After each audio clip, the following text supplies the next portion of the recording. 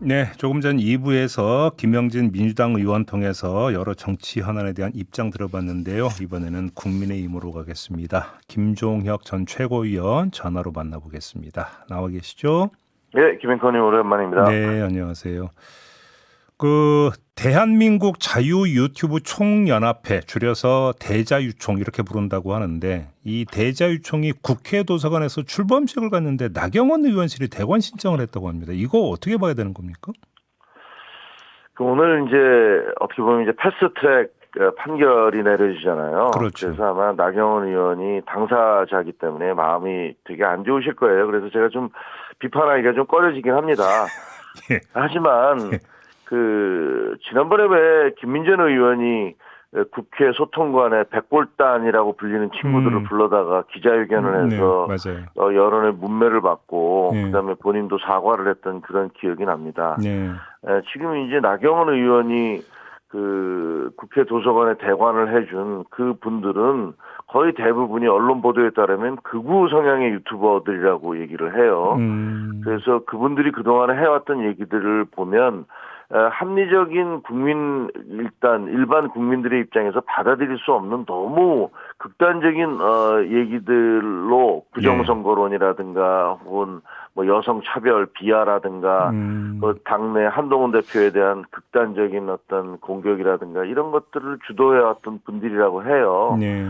근데 이런 분들을 한꺼번에 모아서 엮어내겠다라는 것들이 도대체 무슨 의도인지 무슨 의미가 있는 건지 과연 이것이 우리 당의 지지도에 도움이 될 것인지 저는 굉장히 비관적입니다. 그래요. 지금 잠깐 여기서 다른 길로 빠졌으면 조금 전에 이제 그 최고위원님께서 패스트트랙 선고를 말씀을 하셨으니까 일단 그거부터 좀 잠깐 여쭙고 넘어갈게요. 지금 네. 조금 전에 지금 최고위원님의 말씀에 따르면 선고가 어떻게 나올 건지 대충 예상을 하시고 지금 하시는 말씀 같은데 맞습니까? 아니요, 그건 아니고 구형이 일단 나경원 의원 같은 경우는 징역 2년이잖아요. 네. 그리고 또 우리 송원석 원내대표는 10월에 200만 원인가 그렇고 황교안 전 대표죠. 이분은 뭐 1년 6개월인가 이렇다 그러더라고요. 네.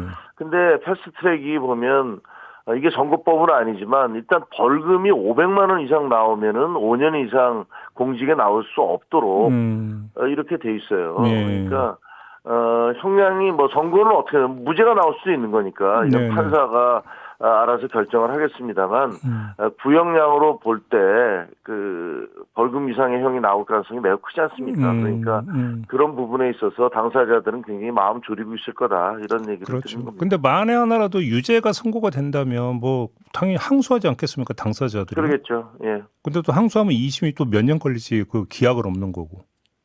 글쎄요. 근데 1심이 워낙 5년 가까이 걸렸잖아요. 그러니까요. 그러니까 예. 이런 부분들에 대한 비난이 워낙 거세고 네. 그거는 이제 혹시라도 여야가 이런 부분들에 대해서 그냥 정치적 해결을 볼 수 있지 않을까라는 것들을 사법부 쪽에서는 뭐 기대를 했을 수도 있다는 생각이 들어요. 근데 그렇게 되지 않은 것이고 그래서 네, 결국 네. 1심 판결이 나고 나면 2심과 3심은 아마 패스트트랙이 아니라 그것도 굉장히 패스트트랙으로 가지 않을까 생각이 들어요. 아, 그렇게 전망을 하시고. 네. 근데 지금 만약에 요번에 이제 오늘 판결받는 뭐 전현직 의원 중에 내년 지방선거에 출마 의사를 가지고 있는 사람이 만약에 있다고 가정을 하고 유죄가 네. 나온다라고 한다면 지금 경선 구도나 이런 데 영향을 미칠 수 있을까요?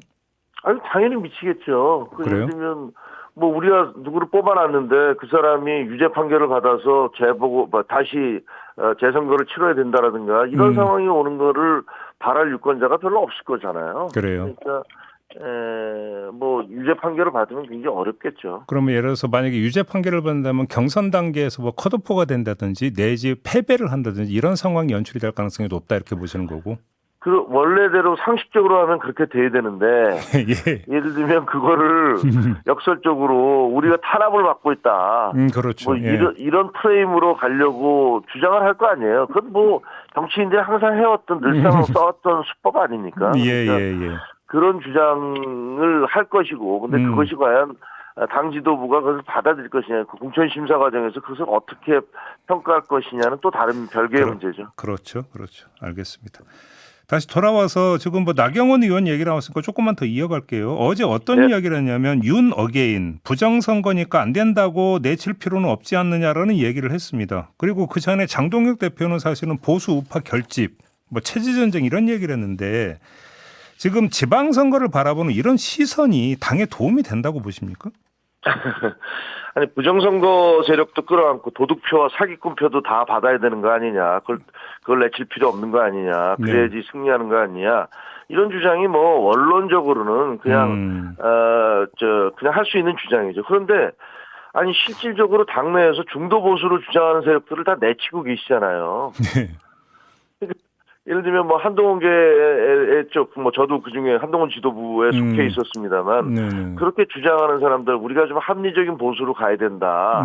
그래서 적어도 중도 세력에게도 설득력이 있는 주장을 해야 된다. 이렇게 얘기하는 사람들을 내치고 있으면서 극단적인 부정선거론자라든지 혹은 도둑표, 사기꾼표 이런 얘기하는 거 보면 뭐 극우들 얘기하시는 것 같아요. 뭐 이런 분들은 껴안아야 된다고 얘기하면 논리 모순 아닌가요? 근데 또 한 가지 나경원 의원은 또 당계 논란, 그러니까 당원 게시판 논란 정리가 먼저다. 한동훈 전 대표 관련해서는 이런 얘기를 했는데요.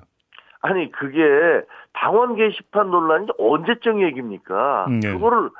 이거를 뭐 그때 경찰에 고발도 하고 별짓 다 했었잖아요. 네네네. 근데 그거를 뒤늦게 1년이 넘게 지나서 또다시 말이 되지 않는 주장을 꺼내는 건 그냥 상대편, 정치적 경쟁자를 공격하기 위한 수단으로 우리가 지금 당권을 갖고 있으니까 이걸로 상대편을 공격하자라는 그런 정략적인 주장 외에 아무것도 아니다 이렇게 생각을 합니다. 근데 사실 나경원 의원 전에 신동욱 최고위원도 그 전에 이제 당원 게시판 문제를 언급을 한 바가 있습니다. 혹시 여상원 윤리위원장 사퇴를 요구를 했다는 거 아닙니까? 당 지도부가. 그렇죠. 혹시 지금 이게 그 윤리위원장을 교체한 다음에 당계 논란을 윤리위원회 회부해서 한동훈 전 대표를 징계하려는 일련의 움직임이 지금 형성이 되고 있다고 보세요? 어떻게 보십니까? 그렇습니다. 저 역시 그때 윤리위원회에 가서 뭐 무혐의 판정을 받았습니다만 익명의 투서를 가지고 전직 최고위원을 조사를 한 거예요.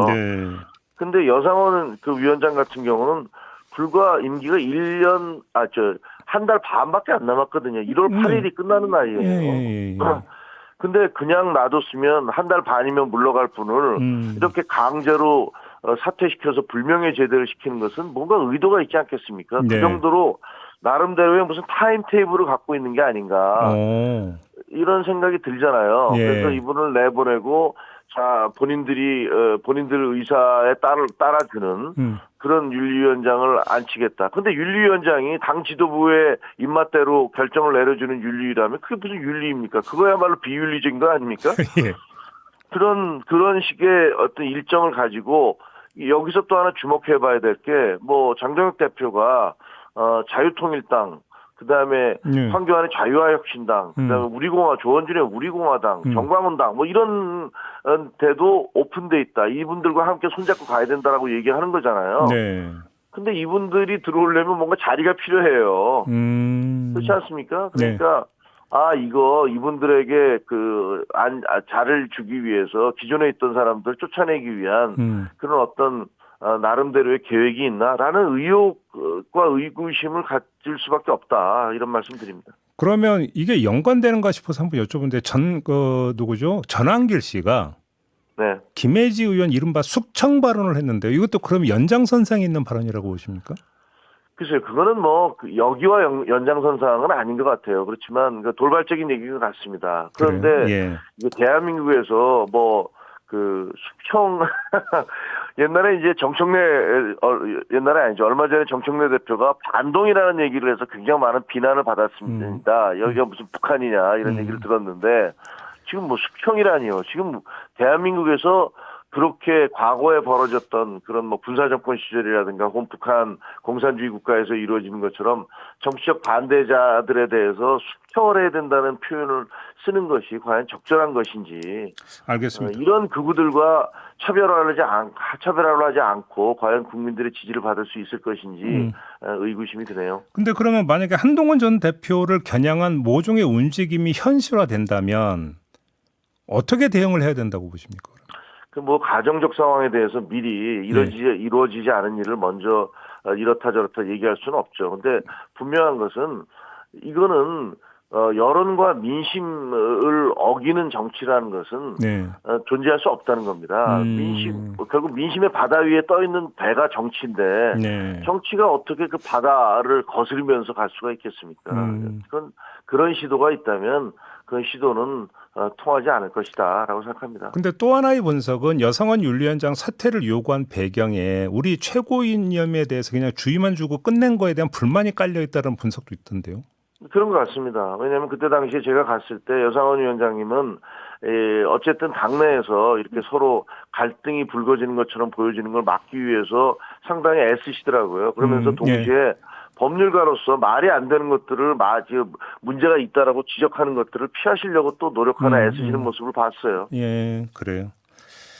다른 문제로 좀 넘어가겠습니다. 박민영 미디어 대변인의 그 장애 비하 발언에 대해서 송원석 원내대표가 자그마한 일이라고 규정을 했는데 이건 어떻게 평가를 하십니까?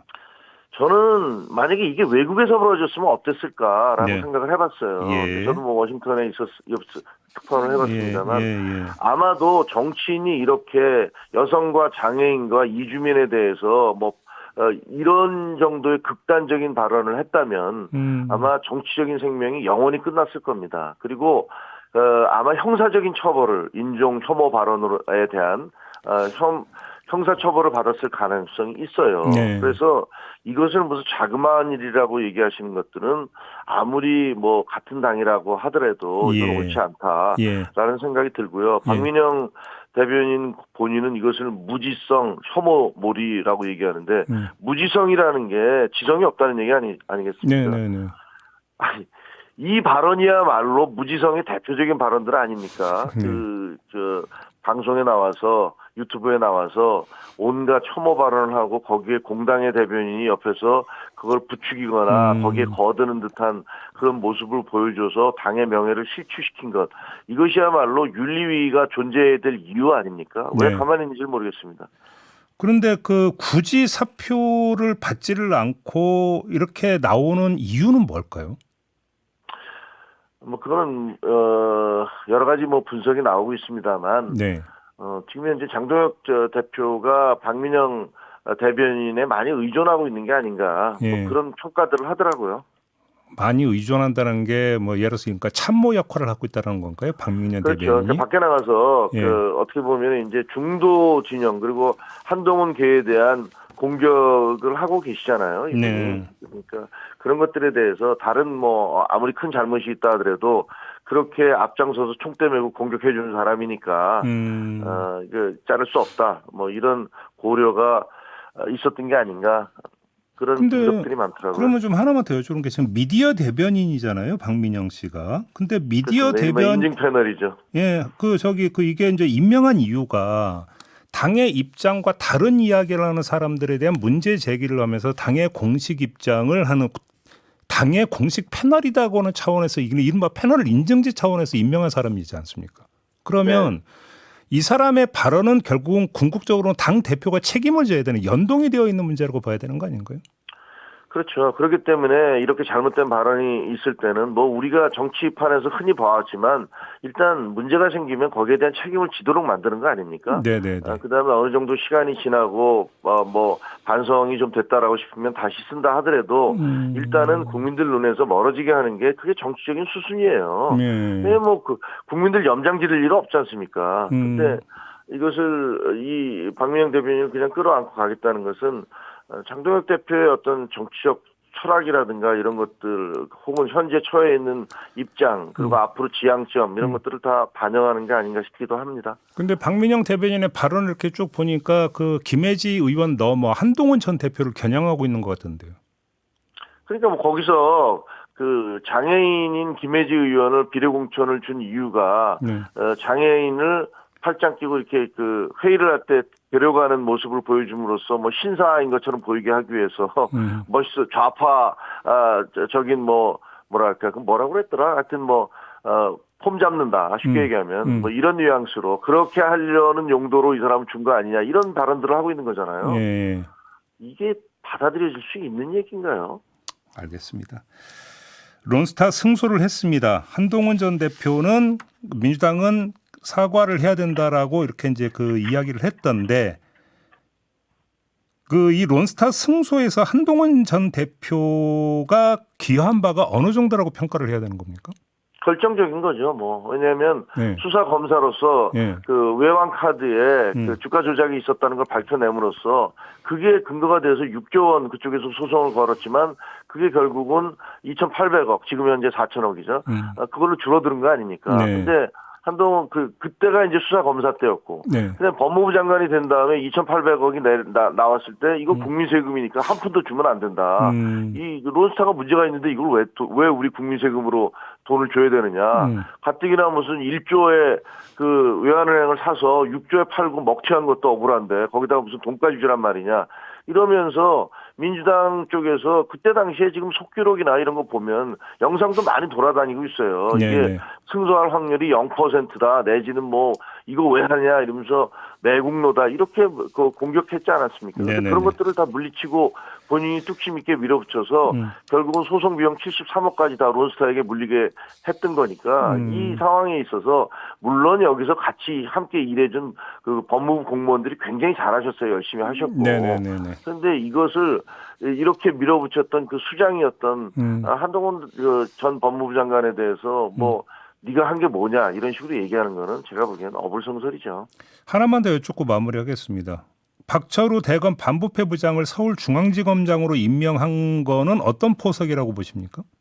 그거는 그냥 농공행상 해준 것 같아요. 그러니까 우리를 위해서 공을 세워줬으니까 예. 너 승진시켜주겠다. 뭐 이런 태도인 것 같습니다. 그래서 마치 과거에 뭐 윤석열 그 검사를 일거에 뭐 몇 단계씩 승진시켜서 예. 중앙지검장을 시키고 검찰총장을 시키면서 보상을 해줬듯이 뭐 지금 보면은 이분도 그런 비슷한 보상을 받고 있는 게 아닌가. 특히 이제 항소와 관련해서 이분이 그 정진우 중앙지검장한테 안 된다고 계속 얘기를 했던 분이라고 알려져 있기 때문에 그런 게 무슨 배경에 있는 게 아닌가 그런 의구심을 갖게 됩니다. 그 국회 법사위원 중에서 국민의힘 의원들을 뺀 나머지 법사위원들이 집단 성명 냈던 검사장들을 고발을 했거든요. 네. 이 고발의 목 굉장히 제가 보기에는요. 예. 재발등 찍는 것처럼 보여요. 왜요? 고발을 해서 예. 이분들이 지금 항명했다는 거 아닙니까? 네네네네. 그러면 이 사람들도 분명히 그 부분, 그러니까 사표 낸 사람들까지 사표 받지 말고 징계해라라고 얘기하는데 이 사람들 징계하고 처벌을 하면 이제 소송전이 벌어지는 거 아닙니까? 그렇죠. 아마 이 소송전이 계속될수록 그 과정에서 어떤 일이 있었는지가 계속 논란이 될 겁니다. 그래서 제가 보기에는 지금 민주당은 이거를 어떻게 해서인지 국민들이 빨리 잊어버리고 넘어가도록 해야 되는데 네. 여기다가 지금 재발등을 찍고 있어요. 소송전 가서 나쁠 게 뭐 있습니까? 그러면 이 사람들도 다 법률가들이기 때문에 네. 최선을 다해서 방어를 할 것이고 그 과정에서 계속 여론전이 펼쳐질 거예요. 거기서 이제 진실이 드러나게 되겠죠. 뭐. 알겠습니다. 자, 오늘 말씀 여기까지 들을게요. 고맙습니다, 최고위원님. 고맙습니다. 네, 김종혁 전 국민의힘 최고위원과 함께했습니다.